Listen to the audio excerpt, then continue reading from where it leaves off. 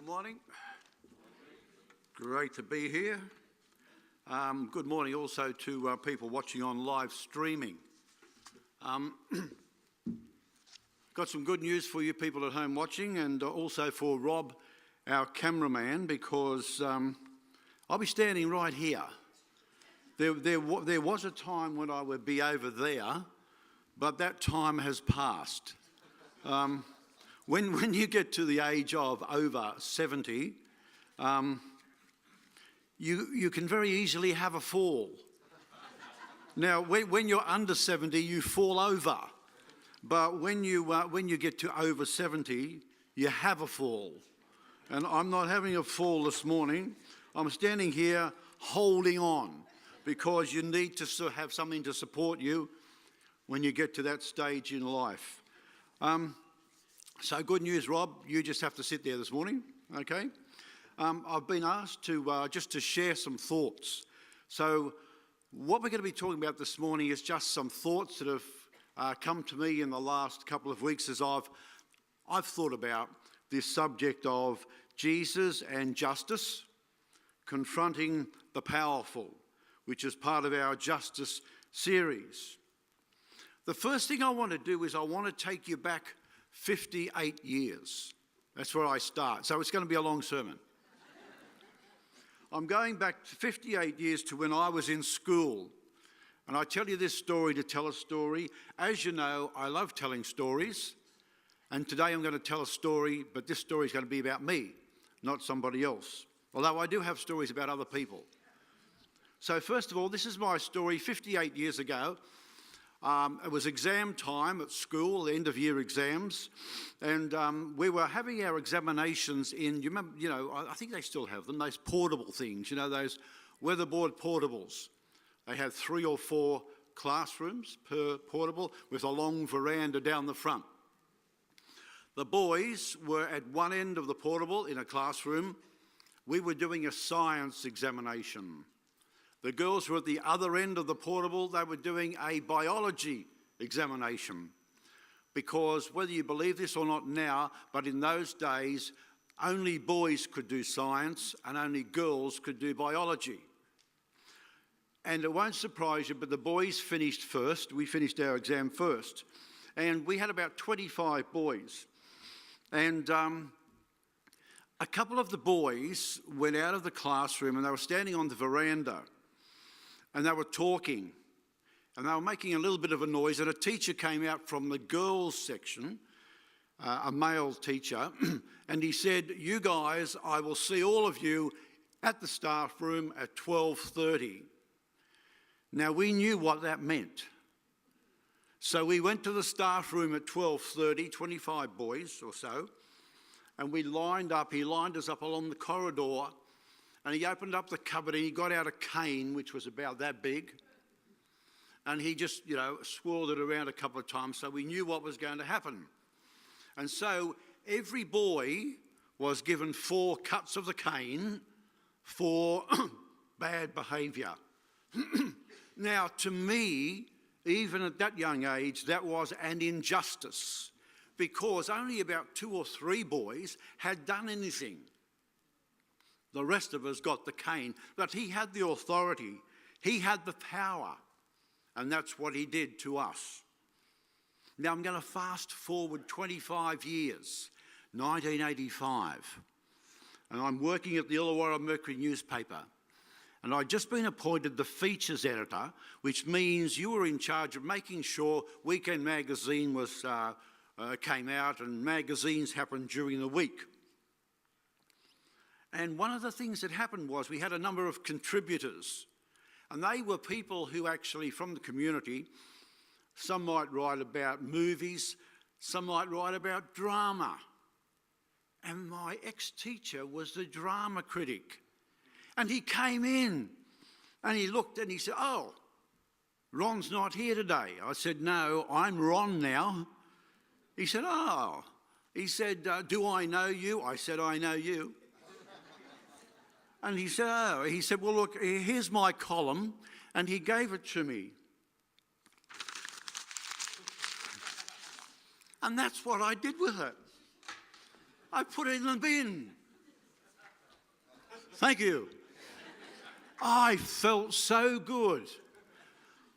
I felt justice had happened that day. And he said to me, "You don't like it?" I said, "I don't like you." He said, "Why?" So I told him. And he said, "Are you going to publish it?" I said, "Yes, after you've gone." And I took it out of the bin and I unscrewed it up, and it was published. And after he'd gone, I felt so good, but then I felt, you know what? That's not justice, is it? That was revenge. That was retaliation. But I published it for him, and that's the way it was. So justice, that wasn't justice. Look, we don't live in a just world. We really don't. While children in their millions go to bed every night hungry, there isn't justice. While children are sexually abused in homes, church-run homes, and church leaders pretend it didn't happen, there's no justice. While people are disadvantaged because of the colour of their skin, or their gender, or their religion, and while human trafficking and slavery continue, there is injustice. While women can't walk the streets at night or through parks, there's injustice. And while banks charge people for services they don't provide, there is injustice. You get the picture, don't you? There is injustice everywhere. And often the injustice is committed by people in powerful positions, people who have the power and they use it. Just this week, 2 journalists in Myanmar were each sentenced to 7 years in jail. And their crime was they exposed the atrocities of the Myanmar army against refugees. That's injustice. There are brave people in our world who challenge injustice. I want to tell you a couple of stories about those people. These are just a couple of people I've heard about. I was watching Songs of Praise a couple of weeks ago, and a guy was on there called Henry Alongo. Henry played cricket for Zimbabwe, and Henry was a black man. In the 2003 World Cup, Henry and his captain Andy Flower wore black armbands to protest human rights violations under Robert Mugabe's government. Henry received death threats. He was charged with treason. And ever since then, in 2003, he's lived in exile in Britain, never to return to his homeland. Andy Flower was forced to retire. And like Henry, he lived in England. He actually became the England cricket coach. And Andy Flower later said, and listen to this, this is important for us, we can't all change the world, but if we all do little things along the way, we can bring some change. I'll say that again. We can't all change the world, but if we all do little things along the way, we can bring some change. Now, I worked with a very brave journalist called Peter Cullen. Peter Cullen was the editor of the Illawarra Mercury. And in the early 1980s, Peter called me into the office and he said, "We've got to decide what we're going to do about this." But he said, "I've had an ex-priest, Catholic priest, talk to me, and he's told me about a young man who came to see him. And this young man talked about being abused by a priest." Peter was a Catholic. His brother was a priest. His sister was a nun. Peter attended Mass every Sunday morning, and he respected his church. And he said, "But I've got to tell this story about the abuse by a priest of this young man." And he did. And another story came, and another story came, and another story came about abuse of children by priests. This was 30 years before the Royal Commission, 30 years. And Peter took it on himself to reveal this. It was very brave because he was ridiculed by his church. He was ridiculed by his friends. We were forever being told, stop reporting this stuff. Nobody wants to know about it. It's a secret. And Peter said, no, it isn't. It's injustice. And so he made a big issue of it 30 years before the Royal Commission. That was courage. And Peter died of a heart attack before the Royal Commission was called. There's a Salvation Army commissioner called Alistair Cairns, and some of you will know of him. And he was the territorial commander in South Africa. He was the commander in South Africa during the apartheid days, those horrible apartheid days when black people didn't matter. And the churches, particularly the churches, were supporting apartheid. And so white people weren't allowed into the churches.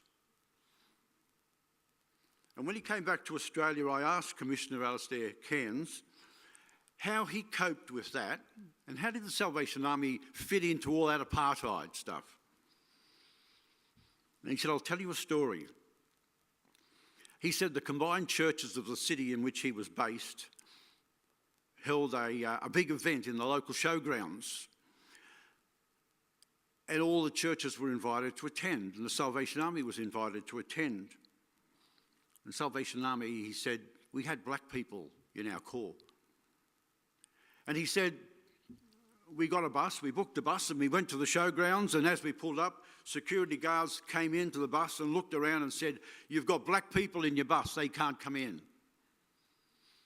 And Alistair Cairns said, well, what I want you to do is, I want you to go and see the organisers of this event. And what I want you to say to them is this: the Salvation Army has black people in their bus, and God loves them, and so do we. And if they can't come in, the Salvation Army is not coming in, and the Salvation Army is not supporting your event. And so the security guards went off and had a chat, and they came back and they said, it's okay, you can come in. Alistair Cairns took a stand, you see, against injustice. People need to do that. Now, William Booth was a man who understood injustice, and you'll know this quote, but I'm going to put it up here anyway. While women weep as they do now, I'll fight. And while little children go hungry as they do now, I'll fight. And while men go to prison, in and out as they do now, I'll fight. And while there was a drunkard left, while there was a poor lost girl upon the streets, while there remains one dark soul without the love of God, I'll fight, and I'll fight to the very end. And that was the founder of our organisation. And that's what he said about injustice. And I think it's on the 1st of December, we become one territory in Australia. And there's a national vision statement that says, wherever there is hardship or injustice, Salvos will fight, love and fight, or live, love and fight, alongside others to transform Australia one life at a time with the love of Jesus. With the love of Jesus. Did you get that? We're not going to fight on our own, but we're going to fight with the love of Jesus. That's our national vision statement. That's the statement on behalf of Salvationists, of who we are. Now, just some explanations here. God hates injustice. We need to know that. God hates injustice no matter whether it's committed against his people or by his people. And sometimes he surprises us with the way he acts. The life group I belong to certainly got a shock a few weeks ago. We've been studying the minor prophets, the 12 last books of the Old Testament. And one of those books is Habakkuk. And so here is a prophet, Habakkuk. He was around about 600 years before Christ. And he was a prophet in the land of Judah, which is southern Israel, capital Jerusalem. So if you can picture Judah being southern Israel, capital Jerusalem. And he was having a hard time with the people of Judah, God's people in Judah, because they were worshipping idols. The injustice in that country was incredible. So bad that Habakkuk said to God, "Why do you make me look at injustice? There's violence everywhere I look." And this is what God said. This is what God said to Habakkuk: "I will not leave the guilty unpunished." This is the shock part. Because what God says is, I'm going to handle this. Don't worry about this, but I'll tell you how I'm going to handle it. What I'm going to do is I'm going to bring the army of the Babylonians in to sort it out. The Babylonians were the most hated army in the known world. They were the enemy of the Hebrews, the Jews. They were violent, they were treacherous, they were horrible. What they did, they were torturous, what they did to people. They were the most feared army in the world at the time. And God said, I'm bringing them in here to sort you people out. Now, isn't that interesting? I wonder if that still happens. I wonder if God still looks at, his world and says, I'm going to bring them in to sort this bit out. But that's what he did. In Habakkuk's time, God brought the Babylonians in, and the Babylonians completely took over the land of Judah, and they destroyed the temple that Solomon built. And they took tens of thousands of the Hebrews captive, and they took them back to Babylon. And they lived there for nearly 100 years in captivity. And when God decided it was time, he sent the Persian army into Babylon to defeat the Babylonians and free the Hebrews, and they were able to go back to Judah. God hates injustice. Jesus hates injustice as well. He hated the injustice of the religious leaders of his day, the Pharisees, the powerful people. Jesus had no doubt about his mission in this world. Luke reports that Jesus was standing in the synagogue in Nazareth, and any man could apply to speak in the synagogue or to read in the synagogue, and Jesus must have applied. And Luke has Jesus standing in the synagogue in Nazareth, where Jesus was born, and Jesus reads from Isaiah, and he reads this part from Isaiah. The Spirit of the Lord is on me. He has anointed me to preach good news to the poor. He has sent me to proclaim freedom to the prisoners, recovery of sight for the blind, to release the oppressed, and to proclaim the year of the Lord's favour. And then Jesus said, today this scripture is fulfilled in your hearing. He was talking about himself. Jesus knew what his mission was. He came to bring justice, to stand against injustice. Now Luke reports another story. It's in Luke chapter 6, verses 6 to 11. And this is what Luke reported. On another Sabbath, he, Jesus, went into the synagogue and he was teaching. And a man was there whose right hand was shriveled. The Pharisees and the teachers of the law were looking for a reason to accuse Jesus. This was about keeping the Sabbath law and keeping it holy. And so they watched him closely to see if he would heal on the Sabbath. But Jesus knew what they were thinking, and he said to the man with the shriveled hand, get up and stand in front of everyone. So he did get up, and he stood there. And Jesus said to them, the Pharisees and the teachers, now I ask you this question. Which is lawful on the Sabbath, to do good or to do evil? To save life or to destroy it? And he looked around at them all, and then he said to the man, stretch out your hand. He did so, and his hand was completely restored. But they, the Pharisees and the teachers, were furious. They were furious that Jesus had healed a man on the Sabbath day. And they began to discuss with one another what they might do to Jesus. You see, Jesus chose justice for this man. The religious leaders, the powerful, they chose injustice. They couldn't care less. It was a Sabbath. Nothing should happen on that day. Jesus expands on this in Matthew chapter 23, verse 23, where he says, woe to you, teachers of the law and the Pharisees, you hypocrites. You do a good thing. You give 1/10 of your spices, and that's good. You tithe. That's the law. That's great. That's what you do. But you have neglected the more important matters of the law.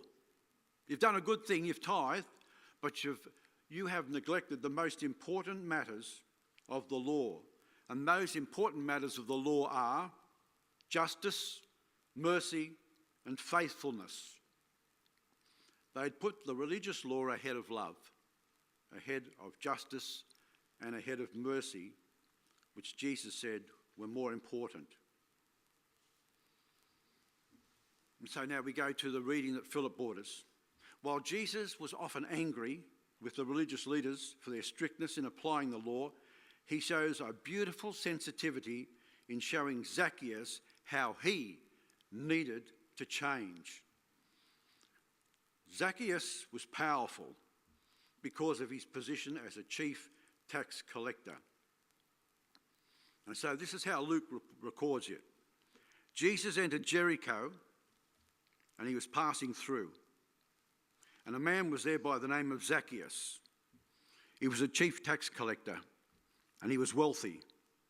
He wanted to see who Jesus was, but being a short man, he could not because of the crowd. So he ran ahead and he climbed a sycamore fig tree to see him, since Jesus was coming that way. When Jesus reached the spot, he looked up and he said, "Zacchaeus, come down immediately. I must stay at your house today."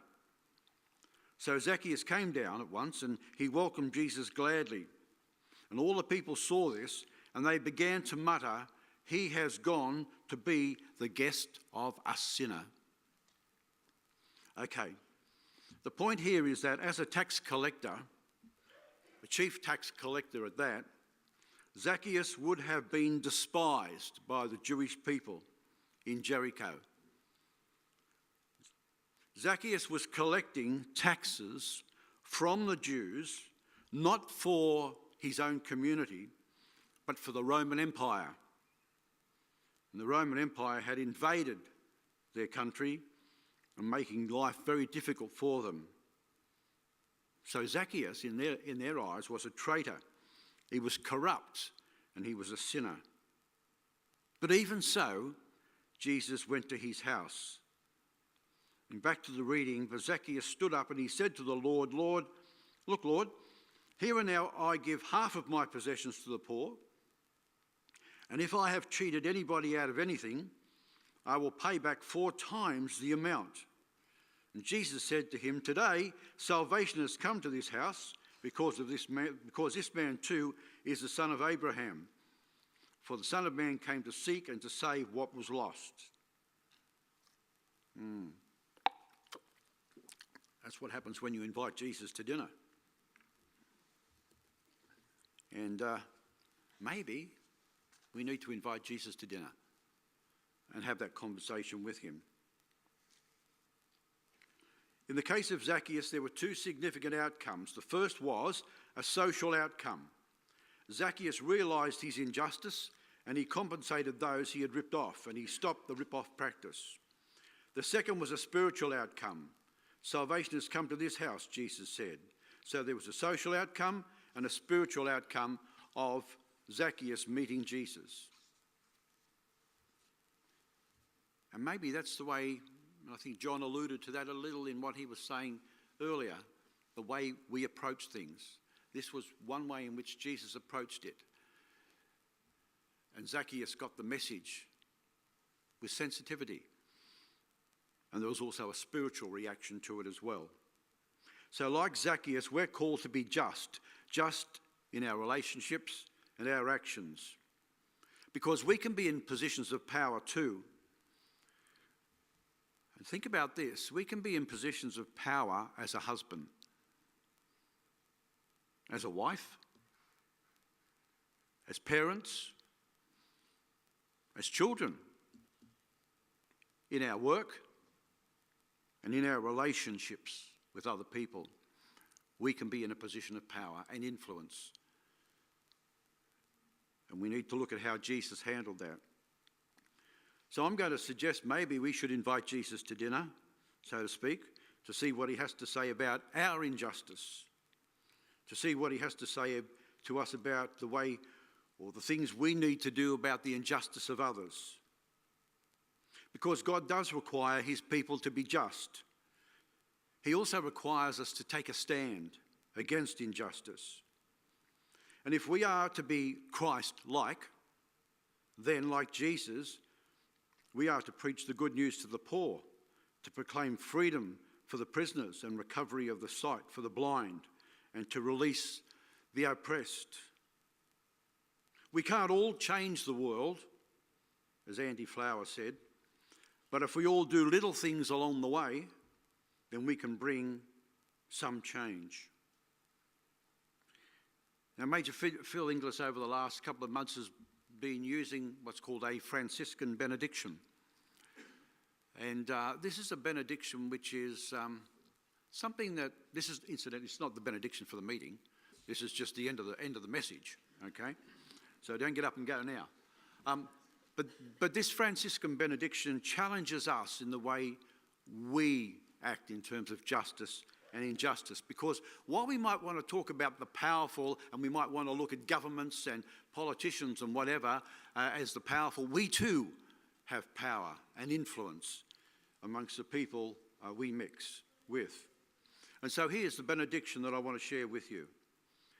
May God bless you with a restless discomfort about easy answers and half-truths and superficial relationships, so that you may seek truth boldly and love deep within your heart. May God bless you with holy anger at injustice, oppression, and exploitation of people, so that you may tirelessly work for justice, freedom, and peace among all people. May God bless you with the gift of tears, to shed for those who suffer from pain, rejection, starvation, or the loss of all that they cherish, so that they may reach out, or so that you may reach out your hand to comfort them and transform their pain into joy. May God bless you, and I love this part, may God bless you with enough foolishness to believe that you really can make a difference in this world, so that you are able, with God's grace, to do what others claim cannot be done. And so I hope something has struck a chord with you this morning. Maybe you need to do something about an injustice you have done to somebody. And we can start with our families, you know. We can start with our families and then move out into the world. Maybe it's time to forgive an injustice done to you and let God show you the way to justice and mercy. And so as Anne sings, like Zacchaeus, invite Jesus to dinner in your mind, in your heart where you are, and let him speak to you.